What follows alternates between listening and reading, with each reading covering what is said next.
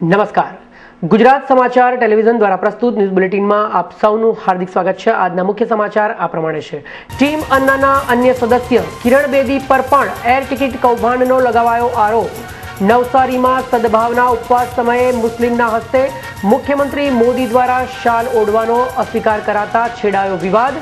ઇજિપ્તના કુવા તથા મુન્દ્રા એલએનજી ટર્મિનલના નામે ગુજરાત સરકારે લૂંટ ચલાવ્યાનો વિપક્ષે કરેલો આક્ષેપ અને શુભત્વ સ્થિરતા તથા સર્વાર્થ સિદ્ધિ યોગના સંગમ ગુરુ પુષ્યામૃત નક્ષત્રના દિવસે શહેરના સોના બજારમાં ખરીદીની રહેલી રોનક।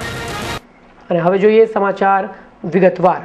ટીમ અન્નાના સભ્યો અરવિંદ કેજરીવાલ અને પ્રશાંત ભૂષણ બાદ હવે કિરણ બેદી નવી મુશ્કેલીઓમાં ફસાઈ ગયા છે। તેમણે હવાઈ ભાડા પર એર ઇન્ડિયા પાસેથી છૂટછાટ લીધી હતી, પરંતુ તેના બિલમાં પૂરી ફીની વસૂલાત કરી છે। કિરણ બેદીને 1979માં પોલીસ સેવા બદલ વીરતા પુરસ્કાર એનાયત કરવામાં આવ્યો છે। નિયમ મુજબ વીરતા પુરસ્કાર પ્રાપ્ત થયો હોય તેવી વ્યક્તિને એર ઇન્ડિયા દ્વારા ભાડામાં 75% સુધીની છૂટ મળે છે। ઉલ્લેખનીય છે કે એક અંગ્રેજી અખબારમાં પ્રકાશિત થયેલ ખબર મુજબ કિરણ બેદીએ આ છૂટનો ફાયદો ઉઠાવીને ટિકિટ તો 75% સસ્તી ખરીદી હતી, પરંતુ જે તે સંસ્થાઓ અને એનજીઓ બેદીને સેમિનાર માટે આમંત્રણ પાઠવ્યું હતું તેમની પાસેથી તેઓએ ટિકિટના પૂરા પૈસા વસૂલ કર્યા હતા। એટલું જ નહીં, ઇકોનોમિકમાં મુસાફરી કરીને તે આયોજકો પાસેથી બિઝનેસ ક્લાસનું ભાડું માંગે છે। આમ તેમની સામે 12 કેસીસના પુરાવા છે, જે 2006થી લઈને છેલ્લે 29 સપ્ટેમ્બર 2011ના રોજ સુધીના છે। બેદીનું કહેવું છે કે તેની સંસ્થા વિઝન ફાઉન્ડેશનના ખાતામાં આ પૈસા જમા થાય છે અને આ તમામ પ્રકારની તપાસ માટે તે તૈયાર છે। મારી કામ કરવાની રીત તદ્દન અલગ અને પારદર્શી છે। Very clear. Whatever money came from the invitees remained with the foundation. I downgraded my own travels from business sometimes to economy and told the organizers, and do you know what? Organizers publicly बोलते थे कि ये उदाहरण होना चाहिए। देखिए हमने we gave her business, she's traveled economy. This is what is expected of her. So चाहे वो गैलेंट्री का हो चाहे नॉन गैलेंट्री हो, कोई भी पैसा आया वो संस्था में ही जाता है। ગુજરાતના મુખ્યમંત્રી નરેન્દ્ર મોદીએ સદભાવના માટે ઉપવાસનો સિલસિલો ચાલુ જ રાખ્યો છે, પરંતુ આજે નવસારીમાં ઉપવાસ પર બેઠેલા મોદીએ લોકોની સાથે મુલાકાત દરમિયાન એક મુસ્લિમના હાથે શાલ ઓઢવાથી ઇનકાર કરી દીધો હતો। કાફા એ એક એવા પ્રકારનું વસ્ત્ર છે જેને મુસ્લિમ સમાજના લોકો ગળામાં પહેરે છે। અનશન પર બેઠેલા મોદીને જ્યારે એક શખ્સે તેમને મુસલમાનની શાલ પહેરવા માટે કોશિશ કરી તો મોદીએ સાફ ઇનકાર કરી દીધો હતો। જ્યારે આ અંગે બાલ ઠાકરેએ જણાવ્યું હતું કે મોદી મુસ્લિમોનું તૃષ્ટિકરણ કરવાનો પ્રયાસ કરશે તો તેમની પાર્ટી શિવસેનાનું સમર્થન ગુમાવી દેશે। તો મોદીના સદભાવના ઉપવાસની સામે નવસારી ખાતે વિપક્ષે એટલે કે કોંગ્રેસે પોતાના સતકર્મ ઉપવાસ ચાલુ કર્યા હતા। Excellent feel, great fall, ideal finish, fine suitings from Digjam. It's who you are. એક તરફ રેલવેના ભાડા વધારવાની જાહેરાત કરવામાં આવી છે, ત્યાં જ પેટ્રોલિયમ મંત્રી જયપાલ રેડ્ડીએ પેટ્રોલ અને ડીઝલના દામ વધારવા તરફ ઇશારો કર્યો છે। જયપાલ રેડ્ડીએ જણાવ્યું હતું કે આંતરરાષ્ટ્રીય બજારોમાં કાચા તેલની કિંમતો અને ડોલરના મુકાબલે રૂપિયાની કમજોરીને કારણે સરકારી તેલ કંપનીઓનું નુકસાન સતત વધી રહ્યું છે। આ નુકસાન પર લગામ લગાવવા માટે જલ્દીથી પગલાં લેવા ખૂબ જ જરૂરી બની ગયા છે, જેથી હવે આ સ્થિતિને સુધારવા માટે સરકાર ભાવ વધારો કરે તેવી શક્યતાઓ જણાઈ રહી છે। ઇજિપ્તમાં ઓઇલ અને ગેસના કુવાઓના મામલે વિપક્ષે ફરીથી ગુજરાત સરકાર પર નિશાન સાધ્યું છે। આ અંગે માહિતી આપતા વિપક્ષના નેતા શક્તિસિંહ ગોહિલે કહ્યું હતું કે પ્રજાના 7,000 કરોડ રૂપિયાનું કેજી બેઝિનના દીનદયાળ બ્લોકમાં ગેસ અને ઓઇલના સંશોધનના નામે ભ્રષ્ટાચાર કર્યા બાદ ગુજરાત સરકાર ઇજિપ્તના કુવાઓ અને મુન્દ્રા એલએનજી ટર્મિનલના નામે લૂંટ ચલાવવા માટે સક્રિય બની છે। આ ઉપરાંત એલએનજી ટર્મિનલમાં અદાણીને 50%ના ભાગીદાર બનાવવાની પેરવીમાં પણ છે। ચૂંટણી સમયે મુખ્યમંત્રીએ પ્રજાજનોને કરેલ વાયદાઓને લઈને કટાક્ષ કરી હતી કે 2 વર્ષમાં જ ગુજરાતીઓને ઓઇલ અને ગેસ ચકલી ખોલશે ત્યારે મળશે તેવી જાહેરાત કર્યા બાદ વર્ષો વીતી ગયા, પરંતુ મુખ્યમંત્રી કેજી બેઝિનમાંથી કમર્શિયલ વાયેબલ એક ટીપું પણ ગુજરાતમાં પહોંચાડી શક્યા નથી। વધુમાં તેમણે ઉમેર્યું હતું કે આમ છતાં તેઓ ધરતીકંપની શક્યતાગ્રસ્ત મુન્દ્રામાં પ્રજાના જોખમે અદાણીને લાભ કરાવવા માટે એલએનજી ટર્મિનલ પીપા પાવથી મુન્દ્રા ખસેડ્યું। આ સાથે તેમણે ટેન્ડર વગરના કોન્ટ્રાક્ટ અને નવા કોન્ટ્રાક્ટ અંગે પણ રાજ્ય સરકાર પર પ્રહાર કર્યા હતા। ભૂતકાળની સરકારોએ એક ટેકનિકલ સર્વે કરીને નક્કી કરેલું કે ગુજરાતમાં એક એલએનજી ટર્મિનલ બને અને આ એલએનજી ટર્મિનલ પીપાવાવ ખાતે બનાવવામાં આવે। એટલા જ માટે ગુજરાતના જીએસપીસીએ પીપાવાવ ખાતે પાવર સ્ટેશન જે સ્થાપ્યું એ ગેસ બેઝ સ્થાપ્યું કે અહીંયા ટર્મિનલ આવવાનું છે. હવે અદાણીના લાભાર્થે એલએનજી ટર્મિનલ પીપાવાવ મુલતવી અને મુન્દ્રા કરી રહ્યા છે. મુન્દ્રા ખાતે કરે છે ત્યારે કચ્છની જનતાની સલામતી તો જોવી જોઈએ. કચ્છ જે છે એ અર્થક્વેક પ્રોન ઝોન છે, ત્યારે એવી જગ્યાએ એલએનજી ટર્મિનલ કરે છે અને એમાં પણ 25% તો અત્યારે અદાણીને ભાગીદારી આપી જ દીધી છે. લોકવાયકા છે કે અદાણીને મોદી ભાગીદારો છે અને એ સંદર્ભમાં 25% થી એમને સંતોષ નથી. હજી 50% ભાગીદારી અદાણીને મળે એવું કામ કરવા જઈ રહ્યા છે. 4000 કરોડનું આ એલએનજી ટર્મિનલ સ્ટેશન છે અને આનો કોન્ટ્રાક્ટ પણ પ્રયત્નો એવા કરી રહ્યા છે કે કોઈ ટેન્ડર પ્રક્રિયા વગર અદાણીને જ મળે અને બધી જ મલાઈ ત્યાં ખવાય અને ગુજરાતની જનતાની તિજોરી લૂંટાય એવી પરિસ્થિતિનો ઘાટ ઘડી રહ્યા છે. મુન્દ્રા પોર્ટ અને સ્પેશિયલ ઇકોનોમિકલ ઝોનના વિસ્તારમાં અદાણી દ્વારા મેંગ્રોવના વૃક્ષોની આડેધડ કાપણી થઈ રહી હોવાના મામલે આજે હાઈકોર્ટે વધારે હુકમ ન થાય ત્યાં સુધી મુન્દ્રા ખાતે બંધાઈ રહેલા પોર્ટ વિસ્તારમાં જ્યાં મેંગ્રોવના વૃક્ષો છે તેની ફરતે અને દરિયા કિનારાથી 300 કિલોમીટરના અંતરમાં કોઈ પણ પ્રકારનું બાંધકામ કરવા સામે મનાઈ હુકમ ફરમાવ્યો છે. નોંધનીય છે કે અગાઉ પણ હાઈકોર્ટના હુકમ હોવા છતાં અદાણીએ હુકમનો ભંગ કર્યો હતો, જેથી કોર્ટના તિરસ્કાર માટે અદાણી પાવર લિમિટેડને આ કાર્યવાહી માટે વધુ સુનાવણી 10મી નવેમ્બરે રાખી છે. The essence of luxury, the shades of supremacy. Fine suitings from Dick Jam. It's who you are. રાજકોટના પૂર્વ કલેક્ટર પ્રદીપ શર્માએ કરેલી જામીન અરજી આજે સુપ્રીમ કોર્ટમાં સુનાવણી માટે નીકળી હતી. પ્રદીપ શર્માએ દિવાળીના તહેવાર સંબંધે કામચલાઉ જામીનની કરેલી અરજી સુપ્રીમ કોર્ટે નકારી હતી અને રેગ્યુલર જામીન અરજી માટે ગુજરાત સરકારને નોટિસ આપી તાકીદ કરી હતી, જેથી વધુ સુનાવણી 1 માસ બાદ રાખવામાં આવી છે. ઉલ્લેખનીય છે કે કચ્છના 2 જમીન પ્રકરણ સંબંધે જૂન 2010થી જેલ હવાલે રહેલા પ્રદીપ શર્માને 20 દિવસ પહેલા જ ગુજરાત હાઈકોર્ટે જામીન આપવાની ના પાડી હતી. ત્યારબાદ તેમણે સુપ્રીમમાં જામીન અરજી કરી હતી.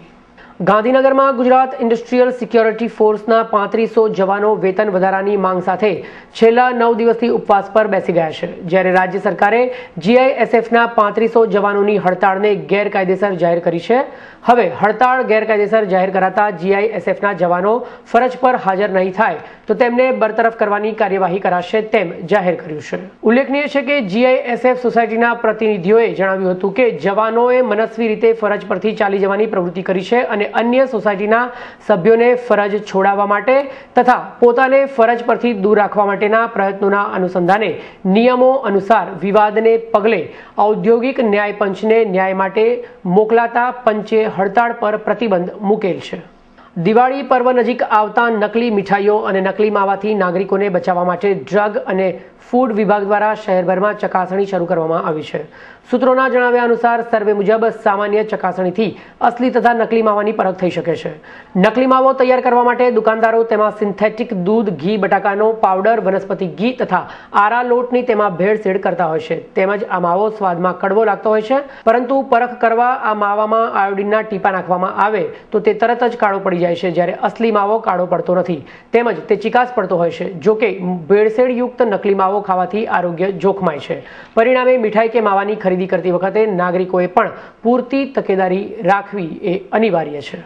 તો બીજી તરફ શહેરની નામી મીઠાઈની દુકાનો પર તવાઈ ઉતારતા હેલ્થ વિભાગે તપાસ ઓપરેશન હાથ ધર્યું હતું, જેમાં દુકાનોમાં ચેકિંગ કરી માવો તથા મીઠાઈઓ અને મીઠાઈમાં વપરાતા વરખના નમૂના લઈ તપાસ માટે લેબોરેટરીમાં મોકલી આપવામાં આવ્યા હતા. આ ઉપરાંત હેલ્થ વિભાગે મંજુસરની ડેરીમાં રેડ પાડીને શંકાસ્પદ મીઠાઈઓની સાથે 6776 કિલો માવો, મિલ્ક પાવડર તથા અન્ય સામગ્રી જપ્ત કરી હતી. The essence of luxury, the shades of supremacy. Fine suitings from Dick Jam. It's who you are. આજે વિશ્વ ઓસ્ટિયોપોરોસિસ દિવસ નિમિત્તે શહેરની જાણીતી હોસ્પિટલ ખાતે એડ્યુકેશન પ્રોગ્રામ યોજવામાં આવ્યો હતો. સર્વે અનુસાર વિશ્વમાં તેમાં પણ ભારતમાં ઓસ્ટિયોપોરોસિસના દર્દીઓ વધી રહ્યા છે અને તેમાં પણ બેઠાડું જીવન અને ઓછા હલનચલનના કારણે આગામી વર્ષોમાં તેના દર્દીઓ બમણા થવાની શક્યતા રહેલી છે. આ ઉંમરનો રોગ છે જેમાં સમય જતાં હાડકાં નબળા પડે છે, ખૂંદ વળી જાય છે તેમજ અન્ય તકલીફો પણ વધી જાય છે, જેનો ઉકેલ અંતે માત્ર શસ્ત્રક્રિયા બને છે. પગ જે લાકડા જેવા થઈ ગયા હતા એ રગો બ્લોક પણ ખુલી ગઈ, લોહીનું પરિભ્રમણ થઈ ગયું હું વોકર પર ચાલતો થયો, પરંતુ અગમચેતી રૂપે યોગ્ય દવા અને જાણકારીથી આ ઉંમરનો રોગ થતા અટકાવી શકાય. તેમજ ભાઈઓની સરખામણીમાં બહેનોમાં આ સમસ્યા વધારે પ્રમાણમાં જોવા મળે છે. બહેનોને આ રોગ જલ્દી થતો હોય છે કારણ કે મેનોપોઝ પછી ઇસ્ટ્રોજન બંધ થઈ જાય છે, જે ભાઈઓમાં 70-80 વર્ષની ઉંમર પછી જોવા મળે છે. નિષ્ણાત ડોક્ટરોના મતે આ ઉંમરના રોગથી બચવા માટે ક્રિયાશીલ જીવન, કસરત તથા યોગ એ ફાયદાકારક છે. ઓસ્ટિયોપોરોસિસના દર્દીઓનો વધારો ભારતમાં, વિશ્વમાં અને ખાસ કરીને એશિયામાં આંકડા મૂકીએ તો લગભગ 2050ની સાલ દરમિયાનમાં 50% વ્યક્તિઓને ઓસ્ટિયોપોરોસિસની અસર થઈ હશે એવું છેલ્લા તારણો મુજબ કહી શકાય. ઓસ્ટિયોપોરોસિસ એ આમ વિચારીએ તો ઉંમરનો રોગ છે. દરેક વ્યક્તિને ઓસ્ટિયોપોરોસિસ થવાનું જ છે. જેમ માથાના વાળ સફેદ થાય, ઉંમરનો ઘસારો થાય, તેમ હાડકાં પોચા પડવાના જ છે અને એ થવું એ નોર્મલ પ્રક્રિયા છે. એ નોર્મલ પ્રક્રિયાને કંઈક અંશે આપણે એની અંદર ફાયદો કરી શકીએ, દવાઓ આપીએ, દર્દીનું એજ્યુકેશન આપીએ તો એના કારણે જે બીજા પ્રોબ્લેમ્સ થતા હોય છે તે અટકાવી શકાય. આજે દિવસભરના ગુરુ પુષ્યામૃત યોગના શુભ મુહૂર્તમાં સોના ચાંદીના આભૂષણો, સિક્કા તેમજ ગિફ્ટ આર્ટિકલની શુકનવંતી ખરીદી માટે ગ્રાહકો ઉમટી પડ્યા હતા. ખાસ કરીને સોના ચાંદીના ભાવ ઐતિહાસિક સપાટીએ પહોંચ્યા બાદ આ બંને કિંમતી ધાતુના ભાવમાં ઘટાડો થતાં જ ગ્રાહકોએ ખરીદી કરવાનો માહોલ સર્જ્યો હતો. જ્યારે વેપારીઓ દ્વારા ગ્રાહકો માટે આકર્ષક ઓફર પણ અમલમાં મૂકવામાં આવી છે.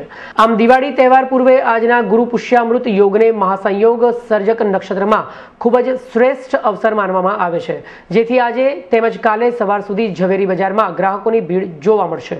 અને સોનું પણ હવે અવનવા રંગોમાં આવી ગયું છે. અત્યાર સુધી આવતા યલો ગોલ્ડ સિવાય હવે વ્હાઇટ અને પિંક ગોલ્ડનું ચલણ પણ તેટલું વધી ગયું છે. આ પિંક ગોલ્ડમાં હીરાજડિત જ્વેલરી પણ હોય છે, જે 14 થી 18 કેરેટ સુધીના હોય છે. આ પિંક ગોલ્ડ જ્વેલરીમાં 75% સોનું તથા ચાંદી અને અન્ય ધાતુ હોય છે.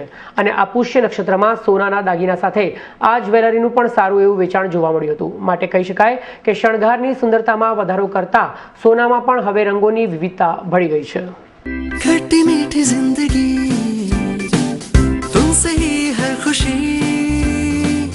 You're the one for me, baby, you're the one for me. खिल रहे हैं रंग सभी, you're the one for me.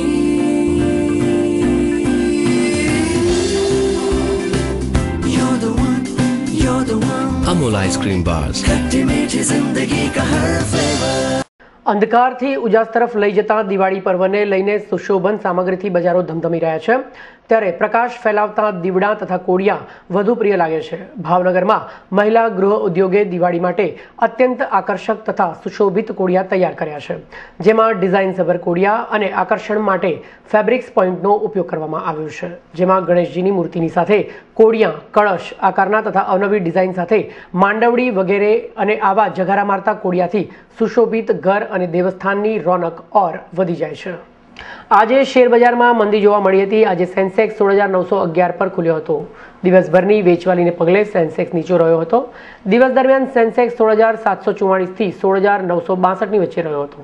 દિવસને અંતે સેન્સેક્સ 148 પોઈન્ટથી ઘટીને 16,936 પર બંધ રહ્યો હતો, જ્યારે નિફ્ટી 47 પોઈન્ટથી ઘટીને 5,091 પર બંધ રહ્યો હતો. અને હવે જોઈએ આજના હવામાન સમાચાર. આજનું અમદાવાદનું મહત્તમ તાપમાન 36 ડિગ્રી સેલ્સિયસ, લઘુત્તમ તાપમાન 24 ડિગ્રી સેલ્સિયસ રહ્યું હતું. જ્યારે બરોડા મહત્તમ 36 ડિગ્રી, લઘુત્તમ 24 ડિગ્રી, સુરત મહત્તમ 34 ડિગ્રી, લઘુત્તમ 24 ડિગ્રી, રાજકોટ મહત્તમ 36 ડિગ્રી, લઘુત્તમ 24 ડિગ્રી, ભુજનું મહત્તમ તાપમાન 34 ડિગ્રી સેલ્સિયસ અને લઘુત્તમ તાપમાન 23 ડિગ્રી સેલ્સિયસ રહ્યું હતું. તો આ હતું ગુજરાત સમાચાર ટેલિવિઝન દ્વારા પ્રસ્તુત ન્યૂઝ બુલેટિન. આવતીકાલે ફરીથી મળીશું આ જ સમયે આ ચેનલ પર. ત્યાં સુધી રજા આપશો. નમસ્કાર.